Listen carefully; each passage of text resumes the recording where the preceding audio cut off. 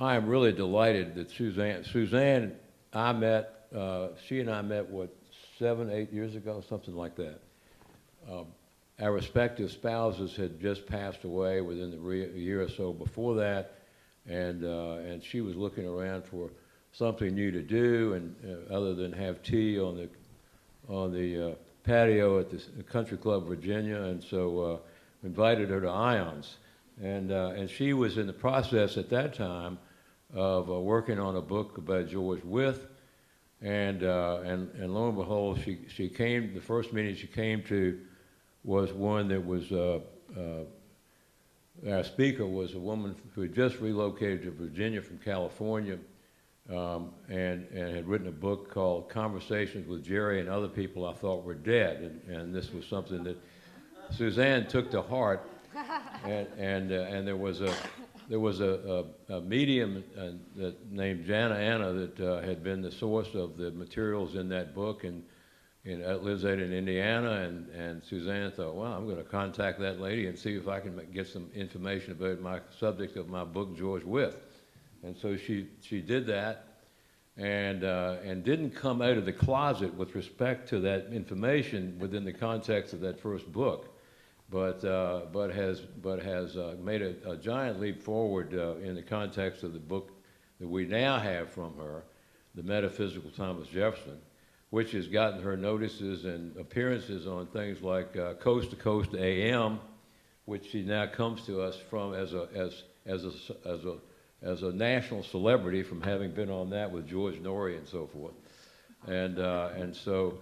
She has, as Faith alluded to, she's got an absolutely wonderful piece of material here, and brought Thomas Jefferson to life. In addition to some disclosures about his not so secret relationship with Sally Hemings, he also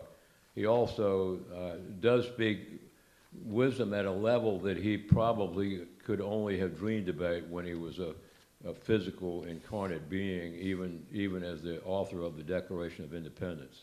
So without further ado, I give you Suzanne Munson. Thank you.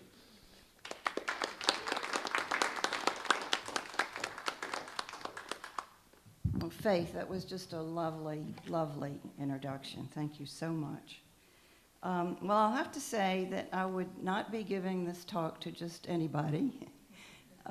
You all are my woo-woo friends. And, I have gone out on a limb with this book.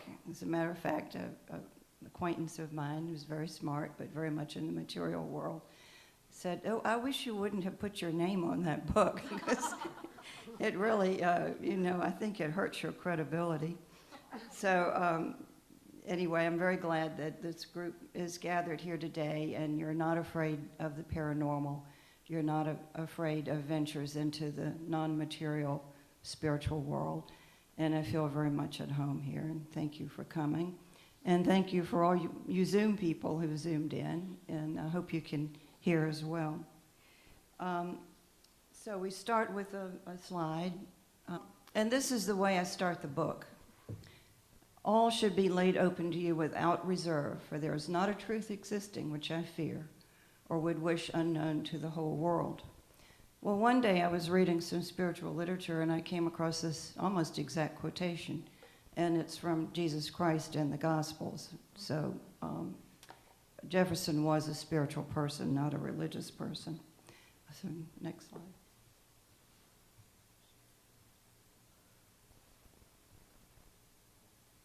There. So we come to the book under discussion today, The Metaphysical Thomas Jefferson, what Jefferson might say if we could access him from his place in spirit, and also if we could do so through a trusted medium. Next slide. So this brings me to the first book, which I discussed in May of 2019 with this group. And as Tom alluded to, I did connect with George Wythe for that book, but toward the end. And I had to know why I had such an intense interest in this individual. And by that time, I had been using this medium, Jana Anna, to connect with my late husband and various others. And so I thought, well, I'll just ask for George Wythe and see what happens. And so she brought him through. And the first part of my talk was all about the historic George Wythe, as was my book. And I used all the traditional historic resources for that, all material resources.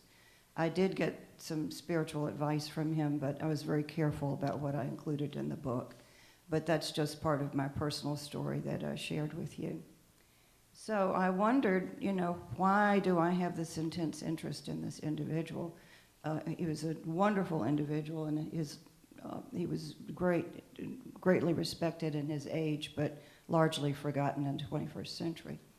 And so I spent, thousands of hours on the book. It's a real big book, footnotes, bibliographies, and all that. So finally, I did connect with him toward the end, and I found out that I did have a life with him. Of course, I don't tell many people this. I just tell you this. But that we had a life in Williamsburg together. That it was a brotherly, sisterly relationship. If I had to guess, I would say I was the wife of his brother-in-law, his wife's brother. That'd just be a guess. I don't know. He was very fond of his brother-in-law. So anyway, he used to come over to my house in Williamsburg, and we would have tea or brandy or something, and we'd talk about the events of the day and politics. And then he went on to say that he got some of his best ideas from me. But being a female, he couldn't give me any credit for them. He would repeat my ideas to his male friends as if they were his own. And he was sorry that he couldn't credit me for it, but no one would pay any attention if it came from Ms. So-and-so. So then I thought, well, that's why I'm writing this book. Maybe I'm writing about some of my own ideas, which was pretty cool. I don't know whether that's true or not. But so then when I asked him if he liked my book, he said, our book. He said, I'm helping you with this. And I did feel guided. I did feel that I was guided in that book. And so then I said, what should I add to the book? And what have I left out? And he said, you should put more feminine energy in it. I didn't understand that at the time. I didn't know what feminine energy meant. And so I said, well, I can't make anything up. This is not a fiction book. But I did make up a minor character who was kind of like myself, who dressed like a man and wanted to hang around where the men were talking about important things. So when I finished the book, I asked him what he thought about it, and he said he was pleased with it, that it brought out his gentler side, his humanitarian side, and he was known to be a very gentle human being, a wonderful individual. So anyway, that book was the springboard to kind of a lecturing career that I've been doing since then at continuing education affiliates at universities and historical societies and so on. So the next slide,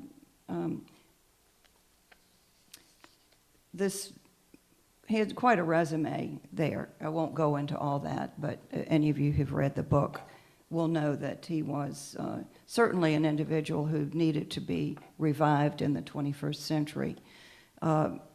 Most of my two books that I've done so far, the driving force has been American government, the democratic republic that our founding fathers gave us, what's happened to it since then.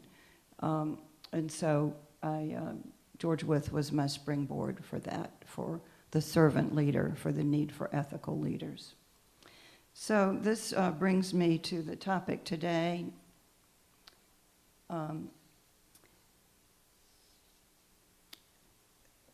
This book. So the question that is, I just answered this question. What prompted my interest? I guess I'm a little slow on the slides we go on. So this is the book we're discussing today. So next slide. I'm often asked, what in the world gave you the idea for this book? And next slide. As Tom alluded to, I attended an IONS meeting. Was anybody here for this IONS meeting? I think it was in 2015 anyway. It was one of my early meetings. 2014? Oh, that was really early, yeah. And so I heard Irene Kendig talk about this book. And also, there's up in the left-hand corner, you see that it was a winner of a major award. And I thought, well, if the book is that worthy, you know, I think this woman, the medium, Jana Anna, has got to have some credibility. I think I'll contact her. And I had already run into an amateur meeting at a writer's retreat up at Nimrod Hall. And this was 6 months after my husband died. And so I said, do you think you can contact my late husband? And she said, well, yeah, probably. So she went in her room and came back a half hour later with yellow notepad full of notes, and she described him perfectly. So that was my first venture into mediumship. So after this IONS meeting and this presentation, I got up enough nerve to call the medium, or to email, go on the website and email the medium, Jana Anna. She lives in Indiana. And she lives in Bloomington, and so we would agree. The way it works is we set an hour, probably the next week, she will give me some times that she has available. So we'll say 3 o'clock Tuesday. So she calls me on the dot at 3 o'clock Tuesday. And I put my telephone on speaker. And then in those days, I was just writing longhand. When I did the Jefferson book, I was typing on my laptop to get as much as I could. She records the sessions and later sends you the recordings. So I found it very interesting to write complete notes because I didn't want to go back a year later and listen to a whole hour of conversation. I wanted to get to the core very quickly. And like most mediums that I've run into, hers is a calling. She wants to help people. So we go on to the next slide, the central question. Does life continue after physical death? And I know I don't have to go into this very much with this group because I think most of you do believe that, but a lot of people don't. And so when I talk with people, and in the introduction to the Jefferson book, I try to lay on as much scientific evidence as possible, starting with the near-death experience of proof of the afterlife. And I also found this quote from the New York Academy of Sciences that afterlife studies are the most exciting frontier in science today. I thought that was awesome. And this is what Edgar Mitchell, our founder, wanted to do. He wanted to bridge spirituality with science, and that is happening. And particularly the starting point for me and for a lot of people is the near-death experience explosion of studies that's taking place. Also, when I'm talking with Earth people, I always throw in University of Virginia, because there are a lot of those grads around, that the people up there are studying these things. They're not afraid to study afterlife, give research into the afterlife. And so that all started, as everybody here knows, with Dr. Raymond Moody back in the 1970s, and it's still continuing. And they are studying, as most of you know, reincarnation and even mediumship. So, next slide. So, I was brought up, as most people were, in the 20th century to believe that mediums were charlatans. They got a really bad rap in the 19th and 20th centuries. Maybe some of them were charlatans, but I believe some did have abilities that they were never given credit for because the world was stuck in almost 100% materialism. But I have found that the good mediums are healers, connectors, facilitators.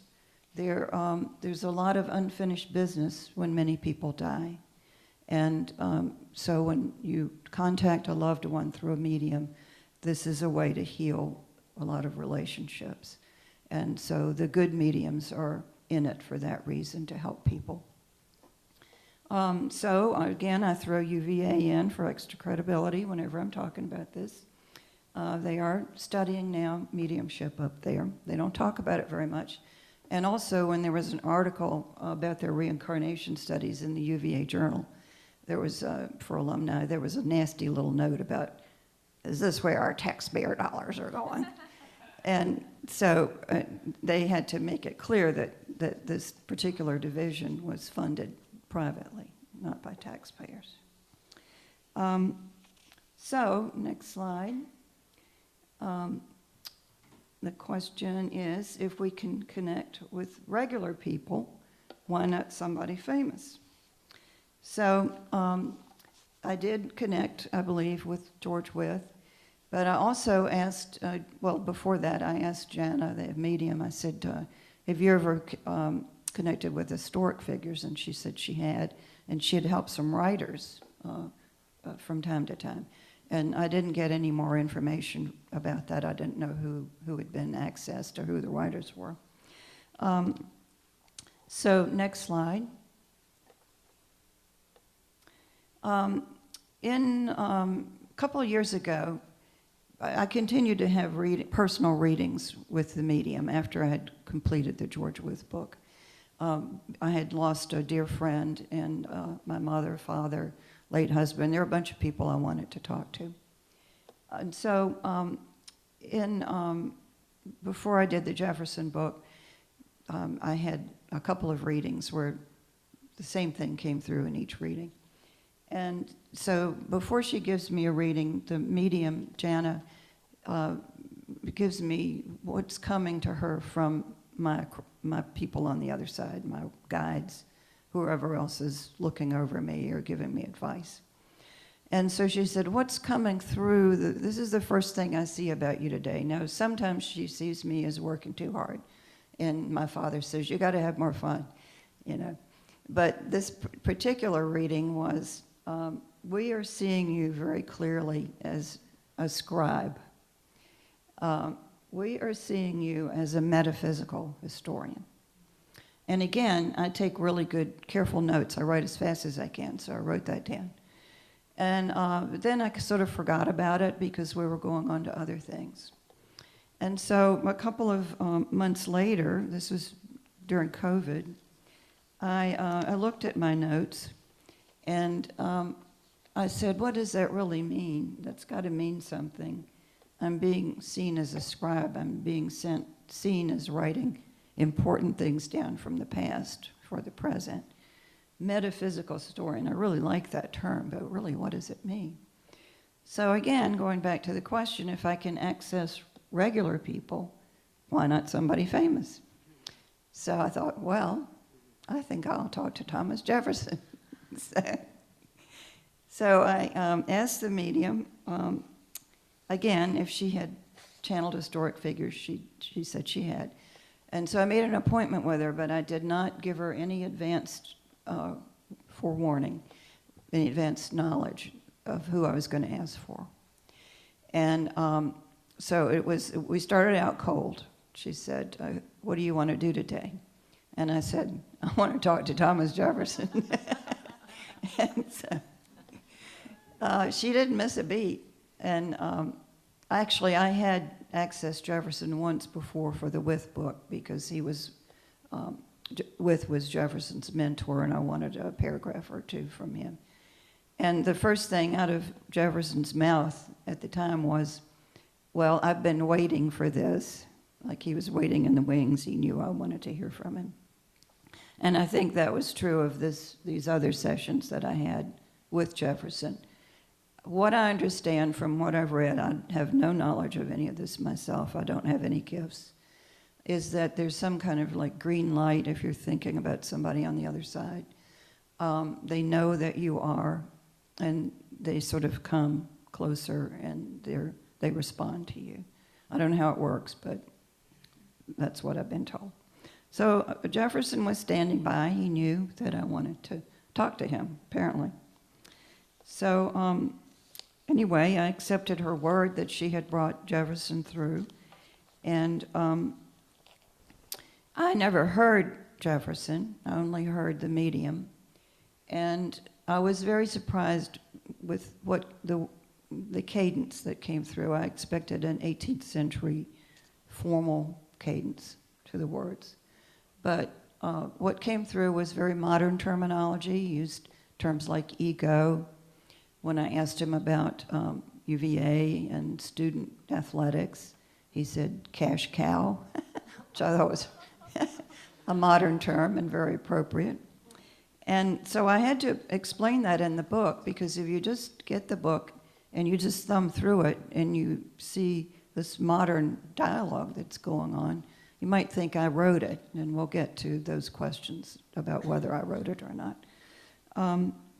So I asked him if we had known each other in a previous life. I was thinking maybe we had a really good connection, but we really didn't. He said our paths had crossed before, but apparently there was no significant relationship like marriage or sister or brother or anything. Not anything that I could come up with. So next slide. So there are only 3 ways to look at the book. I wrote it. The medium made it up. Let's see. Or it's possibly a truthful account. So I have 8 hours of recordings where I'm clearly the one who's asking the questions. I'm not providing the answers. So you can take me off that list. Let's go back to the other slide.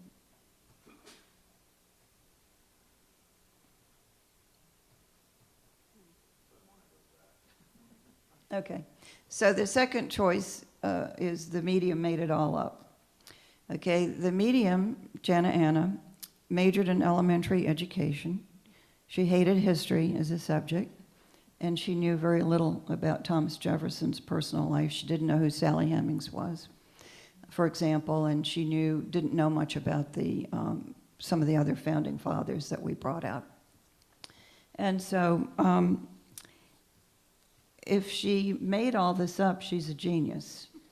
And she has powers far greater than I do. I could never make up the dialogue that came through.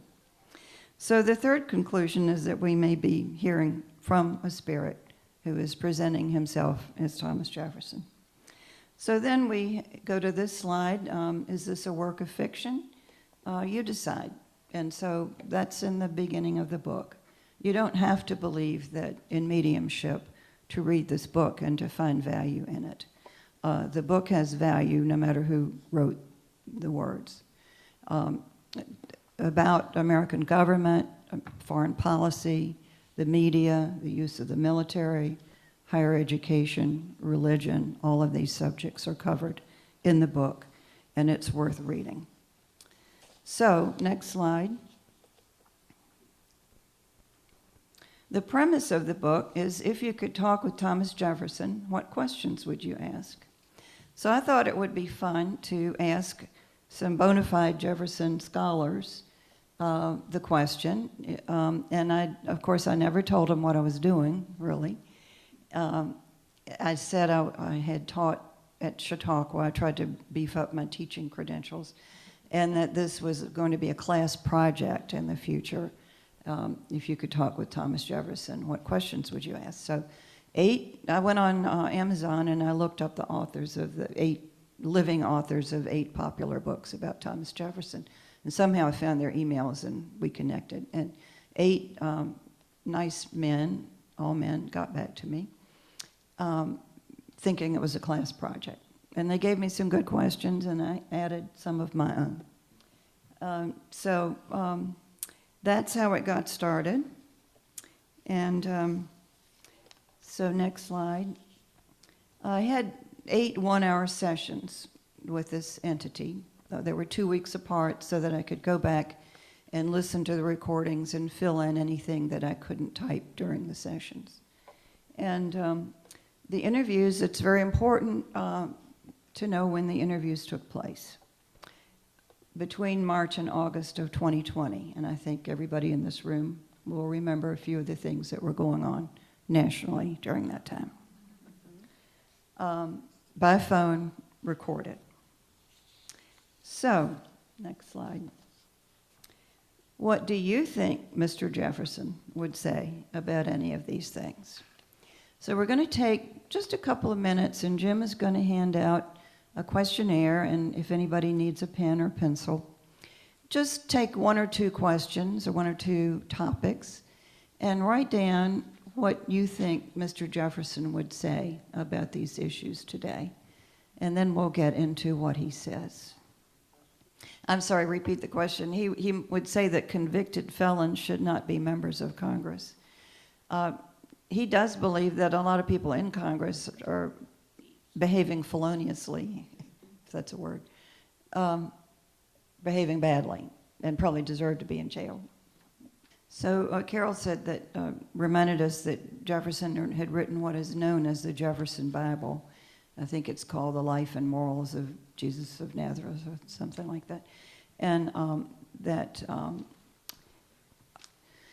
he did take the Gospels in several languages, and he put them up on the wall, and he did a cut and paste job to try to find the truth of Jesus' words.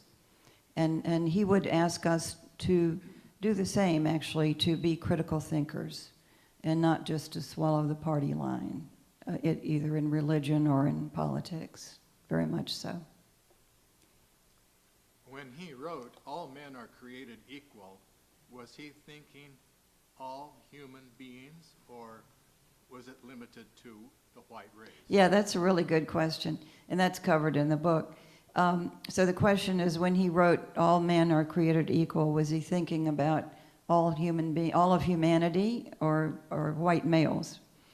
And he does address that. The question was in the book, if you could rewrite the Declaration of Independence, how would you rewrite it?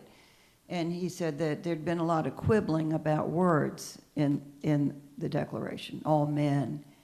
And the medium said he made a raspberry noise about that.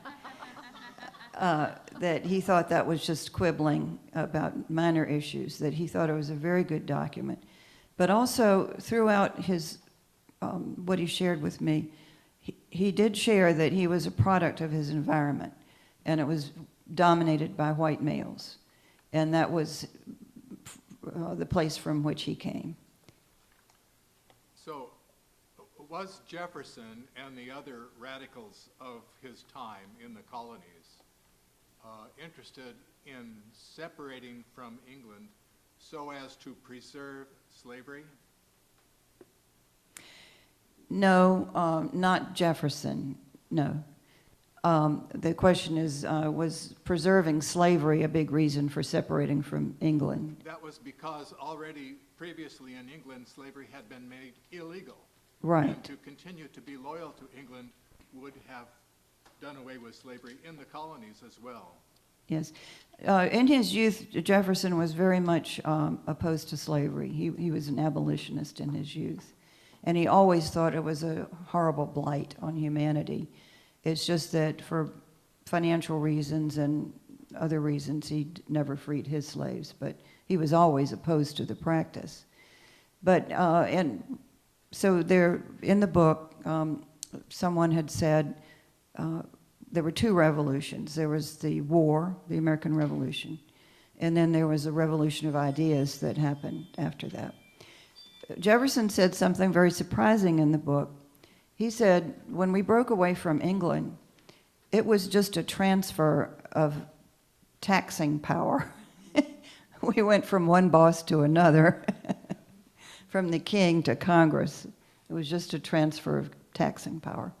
That we still, in the early days, and in Virginia still very much now, are very oriented to English ways and English thinking and the hierarchical way of arranging society and thinking about who's on top and different levels of privilege.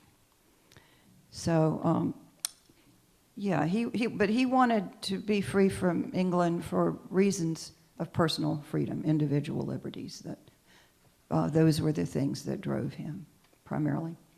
Okay, anybody else before we move on? And we'll have answers to these questions. Oh, Zoom people. Okay, can you read any questions? Okay. All right, well, let's move on to the next slide. Jefferson on American government and how it has evolved since the Founding Fathers. Is he happy or not? No. No, he is not happy. He's very discouraged about what's going on in Washington. And this is not just what we were talking about in 2020. This goes back a very long time. For those of you who know 19th century history, you know that there was a great deal of corruption in Congress in the 19th century. And it spans not just one or two administrations, but many administrations. So we move on to the next slide. So he said, my colleagues and I left good building blocks for the government. That's what he called the Constitution. Our other founding documents were good building blocks. And in the beginning, the country was, our government was a great deal less complex than it is now. It's gotten to be a giant right now with many tentacles. He said, we had most of these building blocks assembled when I left. But looking at them now, I see that they've been reassembled in ways that we did not intend. The structure has lost its power, its purpose, and is very far from the original design. And he wants us to go back and actually read the Constitution. I wonder how many of our present members of Congress and others have actually read the Constitution. He wants us to go back and read the Declaration of Independence, the noble ideas that were shown in that wonderful document. And so the end of my book includes the Declaration of Independence. And I don't know that I had ever read it in its entirety, but it's well worth reading. It's beautifully written. So next slide. So I asked him what his greatest concerns were about American government now. And the reply was corruption, self-interest, and conformity. He said that power and money are the greatest corroders, and they have been for some time. That as soon as a candidate throws his hat or her hat in the ring, it becomes infected. Many representatives are not representing the public. As their bank accounts enlarge, they become servants to special interests. And of course, none of this is new. We all know this. But he's just confirming it.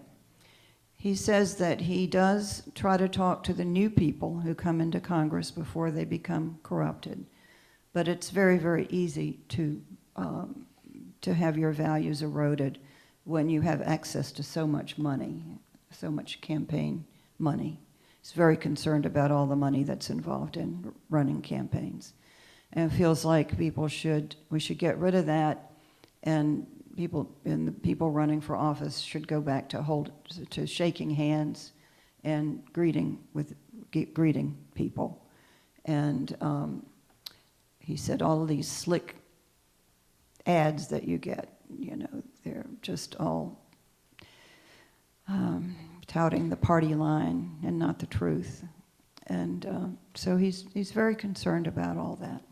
Next slide. Yes. I can't read it. Mm-hmm. Wrote a book about the reincarnation of Tom Jefferson, who's still alive today, and Casey Newton. What are your thoughts on getting messages from him if he's still alive today? Okay, I knew this question would come up. How many of you have heard Joanne's talk about Thomas Jefferson? Okay, in her talk, she said that back in some decades ago, when Edgar Casey was alive, that Edgar Casey had a vision that Thomas Jefferson was going to reincarnate in the body of a child who was to be born to some people that he knew. And so after this is not in the book, but I did ask a question after the book was published, because I was curious about it. So I had another session with Jefferson.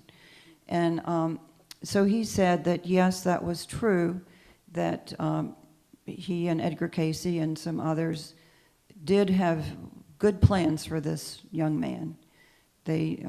Jefferson wanted to inhabit his body or lend his spirit to his body. But as Joanne said, the environment was not conducive for this young man to grow up to be a leader, an independent thinker, an educated man. His parents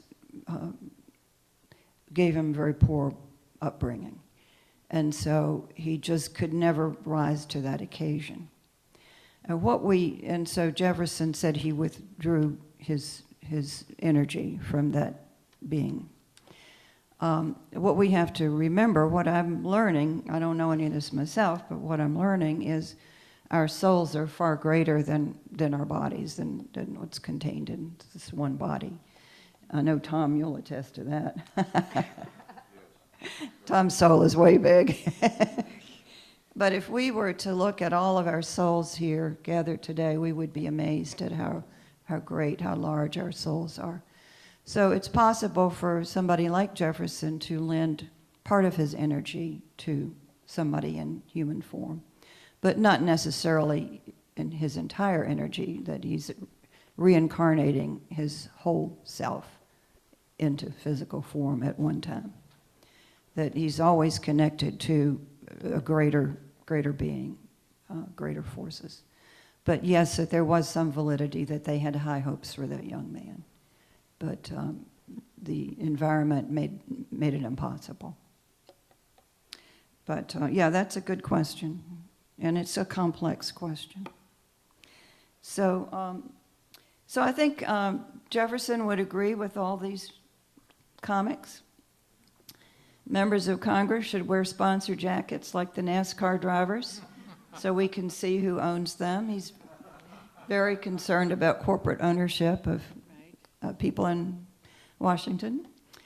Will Rogers said, "We have the best Congress that money can buy." And Will was talking back in the 1920s and 30s and 40s, so it's not new.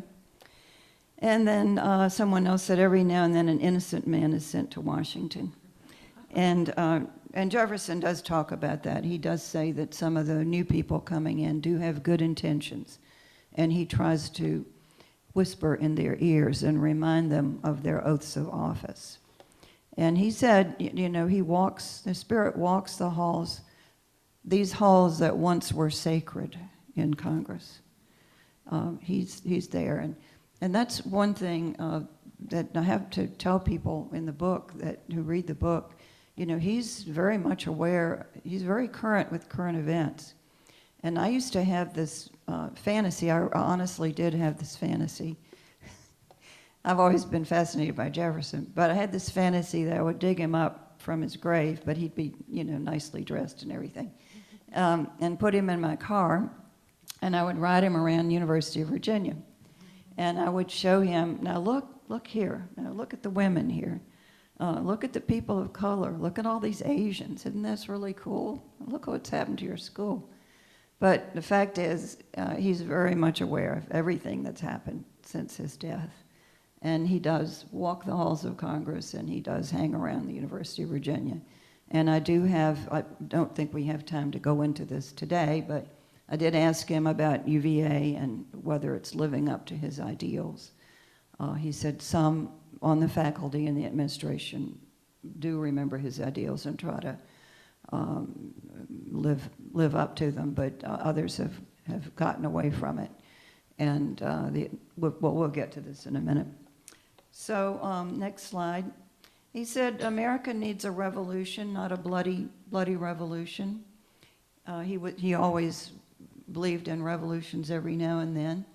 But he said we need not of war, but a revolution of integrity. And that wise individuals should sit down with the original documents and study them.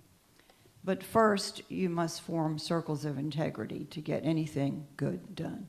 Next. So he said, so another chapter was on the Founding Fathers, and I don't have time to go into all of them, but I'll just go into two. George Washington and Alexander Hamilton. But first of all, he said that over the years, people had made frozen icons of the Founding Fathers, that they were just flesh and blood individuals. They were doing their best to bring about a noble idea for the people, for posterity. But they all had their faults and their foibles. He said we were all bastards in our own ways. But so when I asked about George Washington, he said that he was Washington's vice president for a while. And he said that Washington, in modern terminology, again, using a modern term, had suffered from PTSD, post-traumatic stress disorder, which would be very logical because Washington not only saw blood and guts in the Revolution, and a lot of it in the Revolution, but he saw it in the French and Indian War as a young captain.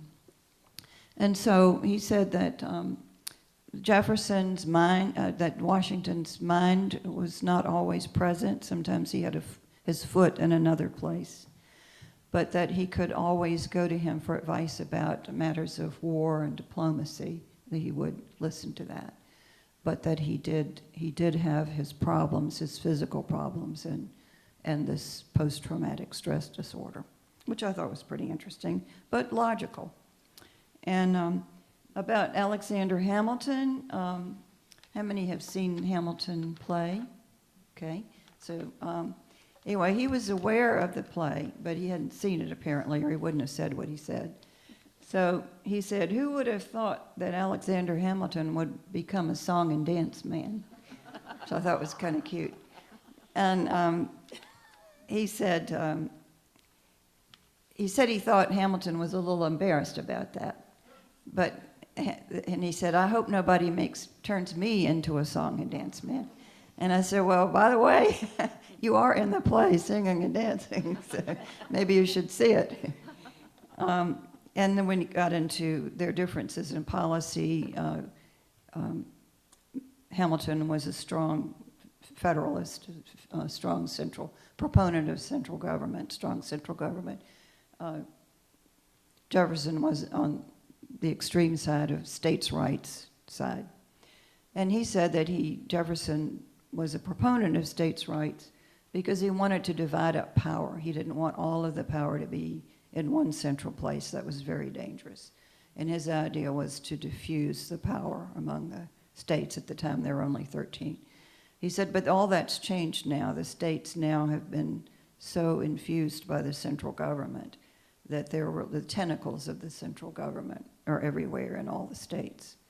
And there's less freedom and less individual power now than at the beginning of the country. So then we go to religion. I have a chapter on religion. Now, those of you who studied religion, you know that Jefferson was not a fan of organized religion. A lot of people thought he was an atheist or a deist or something other than a true Christian. And he still disparages organized religion. Now, you've got to remember he was in France in the 1780s. And even then, there was a lot of corruption in the established church. The greatest corruption, I believe, took place for anybody who's read Renaissance history during the Renaissance, when the popes were actually evil people and antichrist. And even through the more recent centuries, great collusion between religion and organized religion and the powers that be, the wealthy and those in government, the nobles, the kings and queens and nobles. Not so much emphasis on the average person, what would benefit the average person. So he's still very critical of organized religion. He said that the Christ energy is real, that Christ is present for those who call on his name, and his name has power, but that he has removed himself from much of organized religion. Because, anybody watching TV knows a lot of it is about money. It's about power. It's about judgment. It's about a lot of the things that Christ was not at all about. Now, I don't think he meant to condemn all churches. I think all of us know of religious groups that do practice kindness and generosity and love, you know, that is present. But also the church, for anybody who studies history, has been greatly corrupted, I think, since I blame it on Constantine myself. About 3 or 4 centuries after Christ, he weaponized the church and politicized it. So we'll go back to that, if you can. The Jefferson Bible, I asked him what he thought of the Jefferson Bible. And he said, I'm very proud of that. And then he said, well, maybe I shouldn't say proud. And he said, I'm very pleased that I brought the truth out from that book. He said, but unfortunately, and as we all know, the Gospels were written some years after Christ died. And so people were trying to remember his words. And so Jefferson said a lot was left out of the Bible, a lot of the good things that Jesus had to say. Because in his place in spirit, he could actually go back. You know, it's like a panorama on the other side. You know, we can go back to the past and relive the past. And apparently he went back to listen to some of Jesus' sermons. And he said that those who put the Bible together had left a lot of good things out of it. And that he wanted to boil the Gospels down to the essential truths of Jesus. And as some of you know, he left out miracles because he thought they were maybe were superstitious. He wanted to leave all superstitions out of the Bible. So he took those out, but he said miracles, when I heard from him, he said miracles do happen, you know, they happen. But he wanted to empower the people, that you have power. You don't have to wait on somebody to perform a miracle for you. You know, we have way more power than we give ourselves credit for. And he says the Christ energy, which we've learned to study, some of us, is way bigger than the church. And he says that the Christ is accessible to us should we choose to access this being. So next slide. Okay, freedom of the press. I asked him about the media. He said the media, the freedom of the press was, even though he was a victim of it, most of you know, he made an enemy of Mr. Callender who helped him in his political little nasty fight, writing some bad things about his opponent. But then when Jefferson wouldn't give Mr. Callender a job, I think he wanted a post office job or something, then he turned against Jefferson and he ratted on him about Sally Hemings and blew all that up.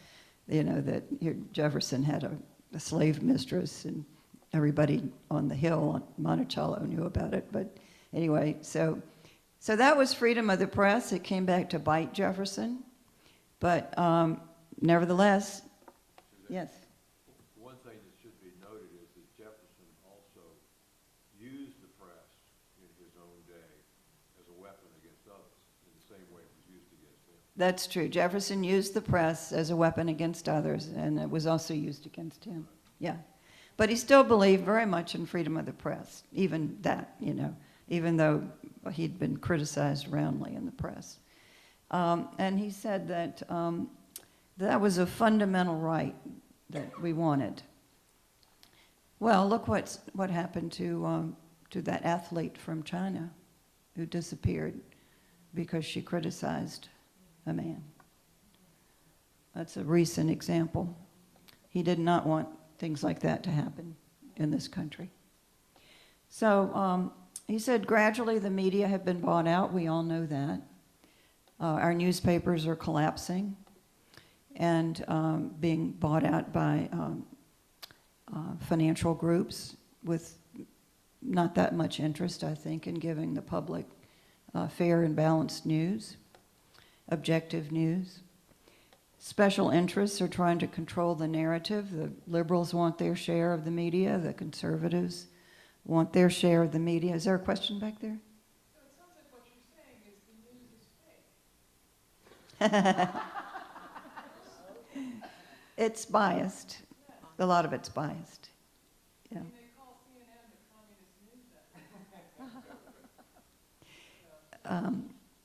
Well, the narrative, well, I long for the days when we all watched NBC, CBS, ABC, 30 years ago, and I think they actually did try to give the news a straight treatment to the best that they could. And now we do have some outlets that purport to be news but are really political tools. And that's very dangerous. So one thing Jefferson said he really missed on this planet, and he said planet, is critical thinking. That don't just swallow the party line, which most people seem to be doing now, but critically examine issues, examine all sides of an issue. And so he said, our only security is critical thinking. And then he said, and again, anybody just picking up the book is going to find this very strange because he knows about the internet. And he said, the controlling forces, and to some extent, he has an idea, which I found hard to accept, that there are people pulling the puppet strings at a very high level on the planet. I found that pretty scary, but that's what he said. And anyway, he said that they wanted to control all of the media, but the internet had gotten away from them. They want to control the internet. But that snippets of freedom and freedom of expression were available on the internet, along with a lot of BS. But he has some hope for the future. It's all not gloom and doom. Finally, after all the gloom and doom, I said, well, can't you say something positive? And so I would encourage him to say to just talk about a positive future that could unfold for us, and he did that. So the military, here we see a soldier kicking in something overseas. He said that the military was established with very simple goals back in his day, and they were to protect this country, not to protect our landmass and our people, but also our ideas. But the military, he said, now has just grown to be a giant employer. And during World War II, there were, as we all know, we remember when they tried to close these bases in little towns all across the place. This was a couple of decades ago, trying to be more efficient. Oh, there was all this hue and cry. What will we do? It's a major employer. So he says the military is kind of the employer of last resort for a lot of people, and that's not the intent of it. And he said that it's been used to invade other countries and other ways of life. And we've made a lot of enemies in the process. We go someplace and we stir up trouble, and then we gather the military around us to protect us against the trouble that we ourselves have stirred up. He's very, very much against war. He's not opposed to the military. He feels we should have a strong military to protect us. But he said it's gotten overgrown. And he said whenever somebody wants to make it efficient, for example, to close down a base in a town that needs the base, they get accused of being unpatriotic and soft on protecting the country. So there was a chapter on that. Next slide. Okay, now we get to race, slavery, Sally Hemings. We get to the juicy part. So obviously, I couldn't let him off without some talk about race and slavery and Sally Hemings. And some of these questions came from the professors, and one of the professors asked a student of his, a woman of color, what she would ask Thomas Jefferson. And she said, I wouldn't even want to talk to him. He was a racist and rapist and all these bad things.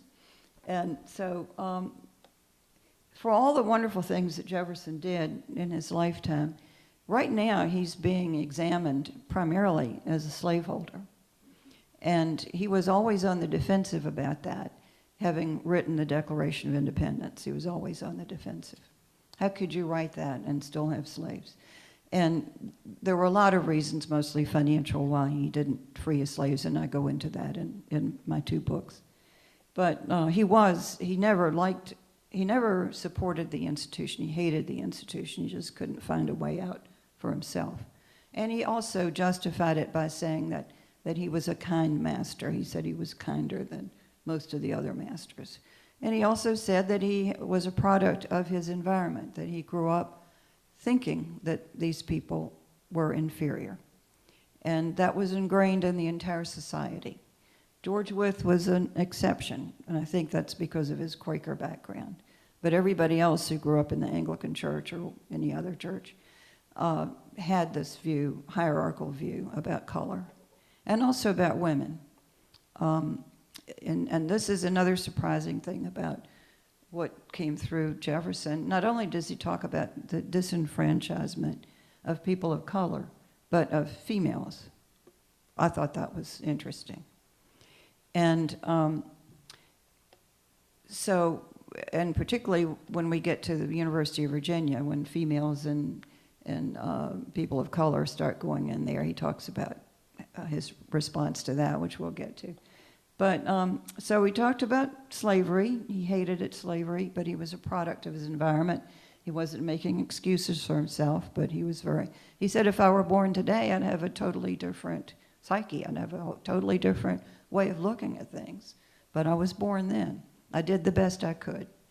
And he's not excusing himself. He just said, I did the best I could in my environment. But I could have done more. I could have done better.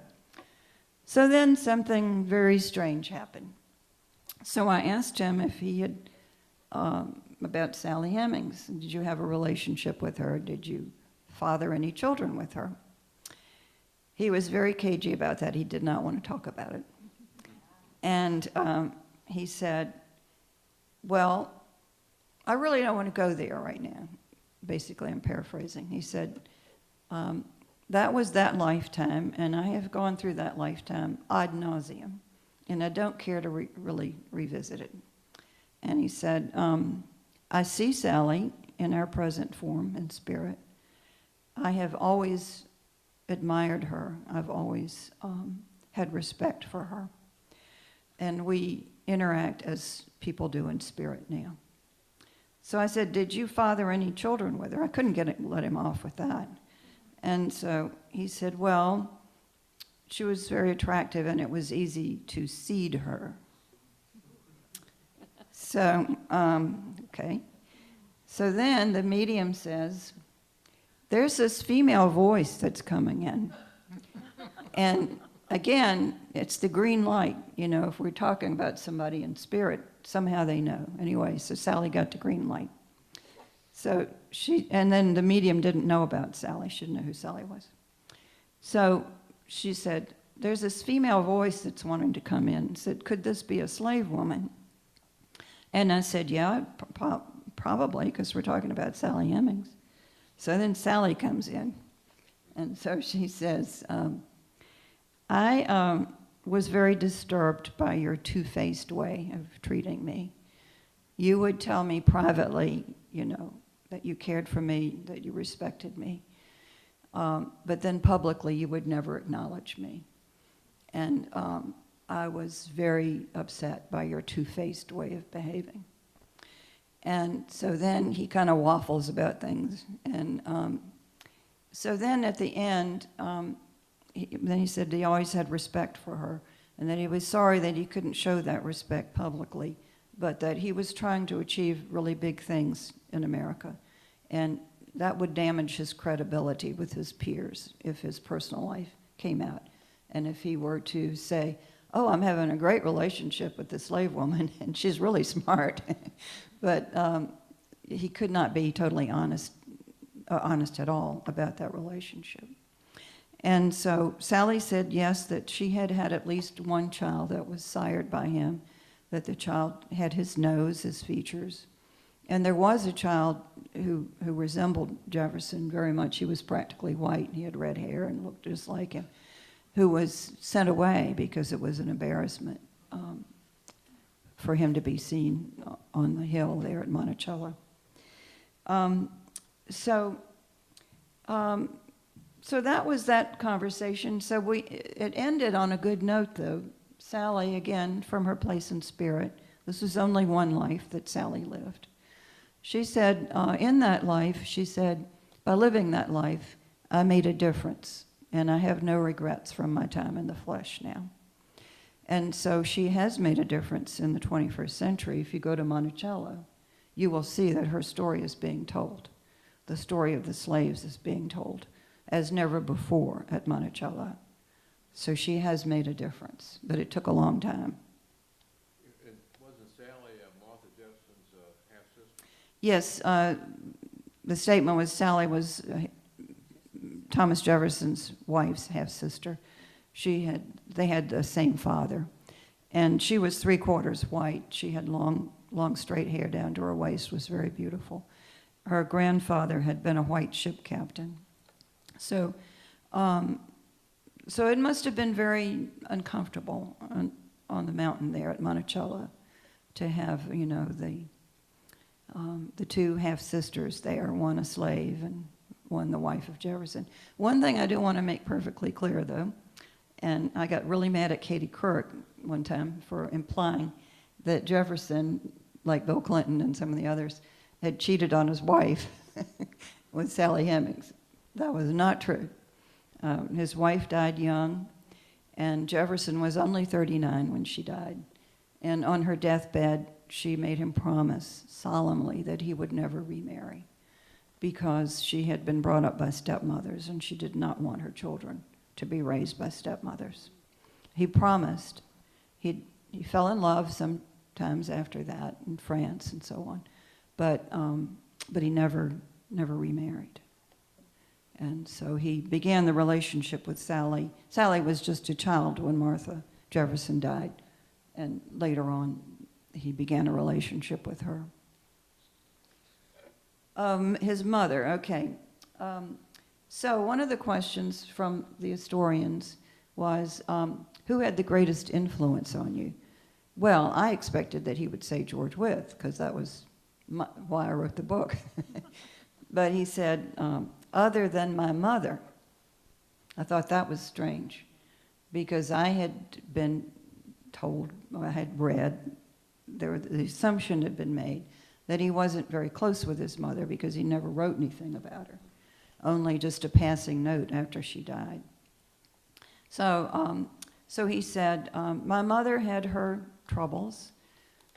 Today she would be treated with medications or counseling. But she did one thing for me that was invaluable. She listened to me. He said, as a boy, when I had something to say, she would drop everything and she would lock eyes with me and she would listen to me. And he said, you just don't know how valuable that is to a child. So that was, people asked me about the unexpected things that came through in the readings, and that was certainly one.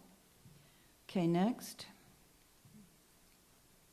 So then I had to ask him about UVA and higher education. His criticisms of higher education are not just for UVA, but for the whole system as it has evolved.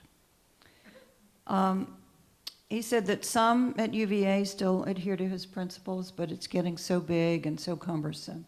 It's getting away from all that. Administration's top-heavy. There's more emphasis on the institution than on the students.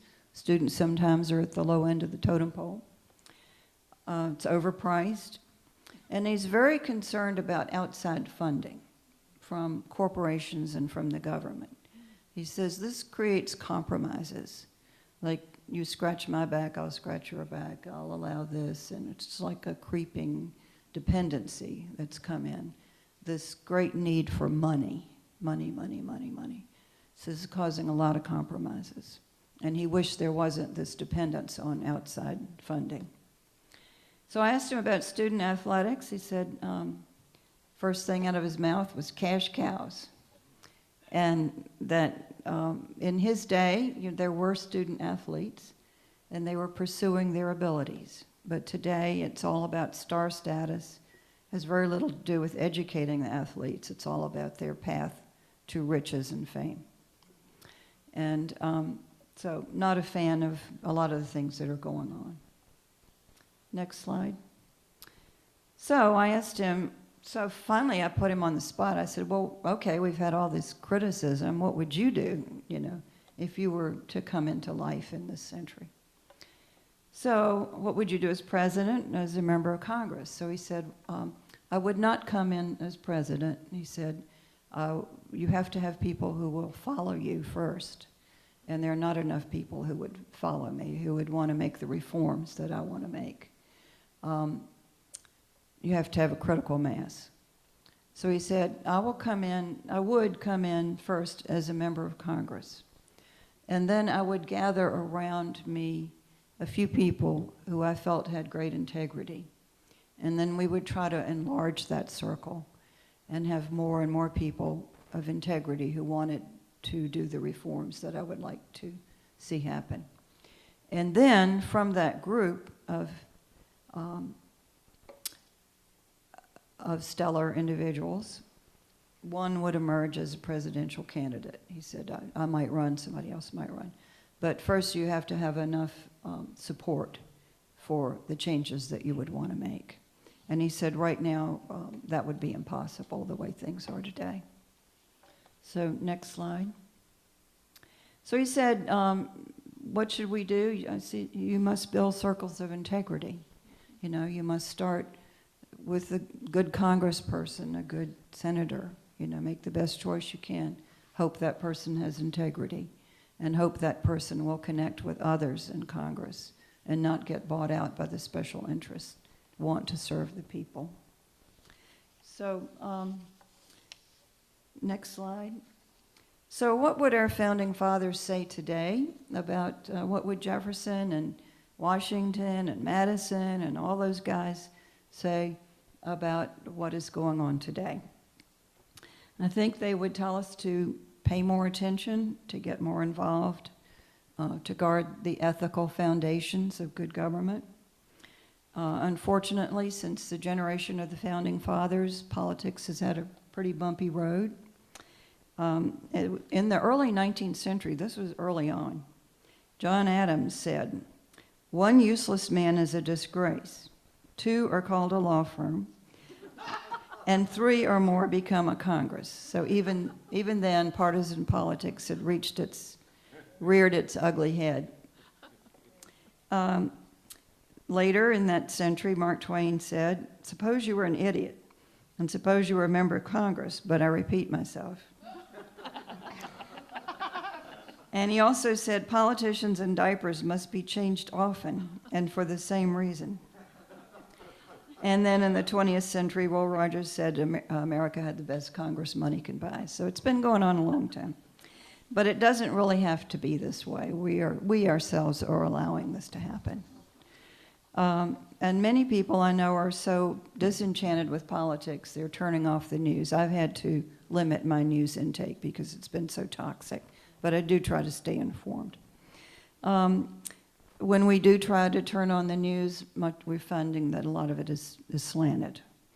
And so freedom of the press was what our founding fathers wanted, but we have to really be careful about the collapse of newspapers, the buying up of other media. Got to be very careful about that. And it's up to us to use more critical thinking about where we get our information. And regarding public service, what do we tell our sons and daughters? Don't go into politics. It's dirty business. We don't want to have anything to do with it. It's for scoundrels. So we'll meet you, no public discourse for us, so I'll meet you on the golf course. So it's been said that we get the government that we deserve. If we just sit on the sidelines watching the circus go by, then we deserve less than a stellar government.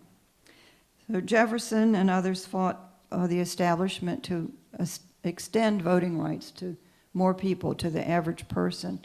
At one point, it was just for landowners, but they wanted it, the voting privileges extended to the greater public. And of course, the powers that be didn't like that idea. But eventually, that reform took place. So we don't just vote in November and we complain about the poor choices. We show up at the June primaries, and before that at party meetings, little party gatherings, precinct meetings. I didn't know about those till I joined the League of Women Voters. Never even heard of a precinct meeting. But they are posted online, and maybe we should start showing up to some of those and add our point of view.